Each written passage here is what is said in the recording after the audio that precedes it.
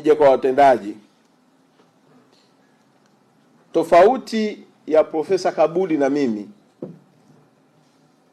ni spidi.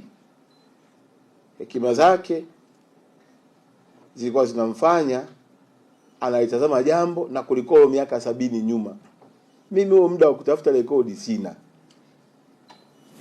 Naomba watendaji wa wizara, kila mtu kwanza ukae kwenye kiti chako wene na ufunge mkanda wako vizuri.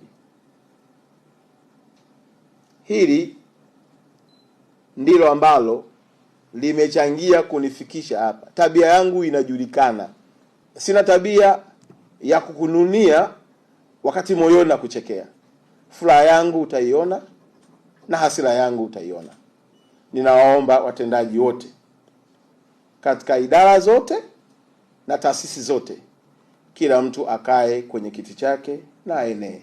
Nilikuwa natafakari hapa wakati wa utambulisho, nikamwona kijana mahiri kabisa anatambulishwa ndio mkuu wa mambo ya utamaduni.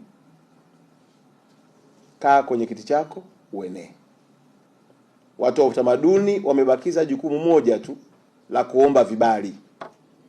Yaani wao kazi yao kwenye mawilaya na mikoa kufuatilia watu kupata vibali. Yaani vile vibali vile wanafuatilia zile hela. Hakuna kazi nyingine inayofanyika. Na tunalipwa mshahara na serikali imetutawanya nchi nzima. Brother, kaa, funga mkanda wako, ni wakati wa kupaa. Kwenye habari tuna kazi kubwa, tuna maafisa habari mpaka kwenye wilaya. Na inafika mahala wa Tanzania wanaenda kulalamika kwa wanahabari huko mtaani. Wanahabari wanaamua kuripoti kero ya wananchi iliyotokea kwenye halmashauri zetu, kwenye wilaya zetu. Na inafika kipindi tunawachukia wanahabari wanaoripoti yale ambayo walipaswa kuripoti na maafisa habari tulionao sisi wenyewe. Mkurugenzi na msimamizi na mkuu wa idara, naomba ukae kwenye kiti chako na uenee. Ndivyo ilivyo hivyo kwenye sanaa. Ndivyo ilivyo kwenye maeneo mengine.